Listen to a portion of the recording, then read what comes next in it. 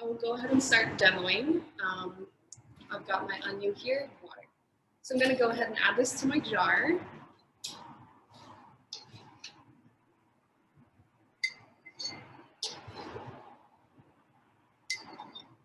All right, so now I'm going to do a few cloves of garlic here.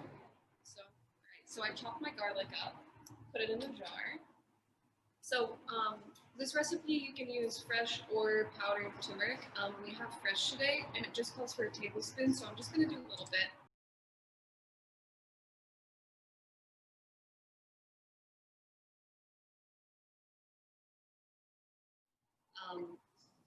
The turmeric was a tablespoon, so I just kind of eyeballed it into the jar.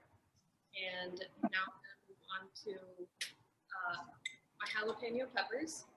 So with these, I have 2 of them. I'm just going to chop them up just into slices. You can keep the seeds in.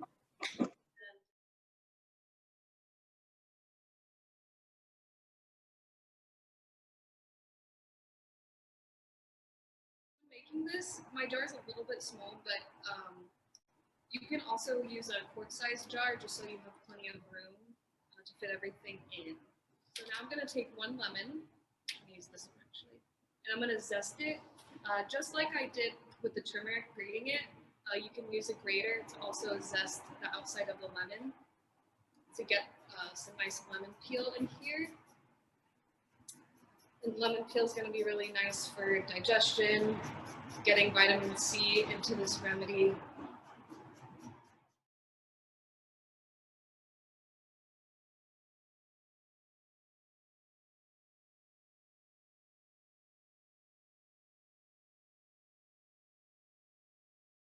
So now I'm onto my ginger. So I broke a piece off of it. This calls for half a cup. Because my jar is small, I'm going to use a little bit less than that. And you can also use powdered ginger as well. It's the same amount, half a cup, whether you use fresh grated ginger or you use dried. All right.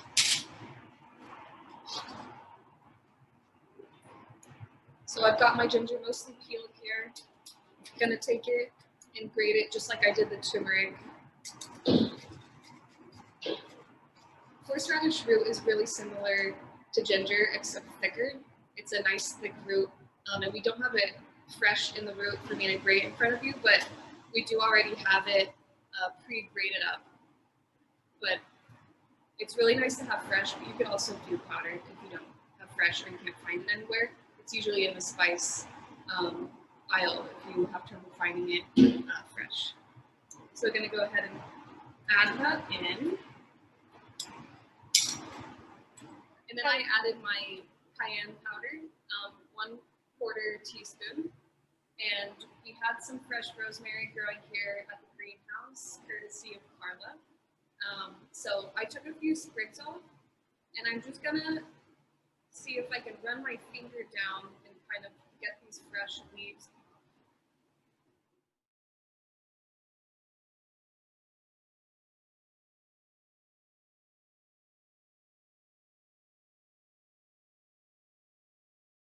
Kind of hold it together as much as I can and give it one nice chop through, just to break it up a little bit.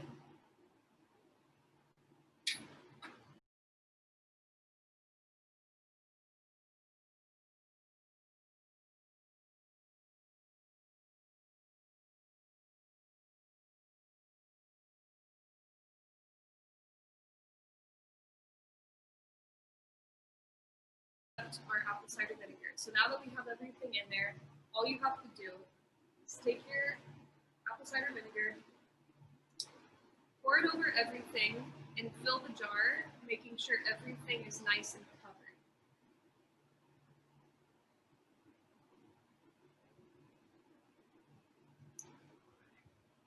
So I filled mine almost to the top. I'm going to screw the lid on. It can be really nice to use a piece of parchment paper on top under the lid because sometimes the vinegar can create like corrosion. So if you want to do that, that's really helpful. I don't have it today, so I'm just going to put the lid on. Then you're going to give it a nice shake.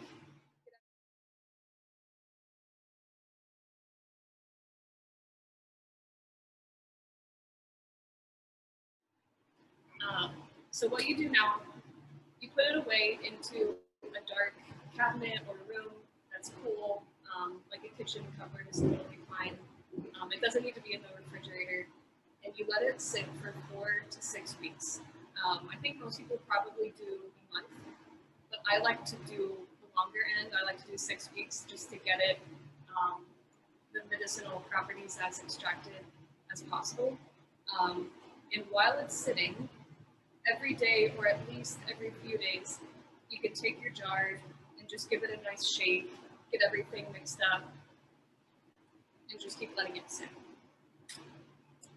So once it's ready, say 4 to 6 weeks has gone by, I let this sit in my kitchen cupboard. I shook it every few days, and it's ready to go. So what I'm going to do now is show you how you would strain it and finish it off with honey so that it's ready for take. So I have this nice measuring cup with a spout that'll make it easy to pour. I'm using a fine mesh strainer, and then I'm putting some cheesecloth on top, which can be helpful to kind of squeeze everything out. So I'm going to take this, take the lid off, and I just pour it into the cloth, letting it seep through.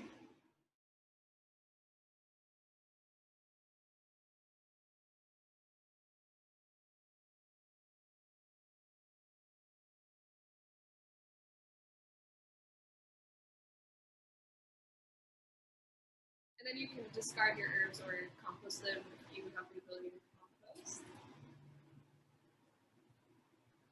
All right. So now I've got my liquid. And the last ingredient is honey.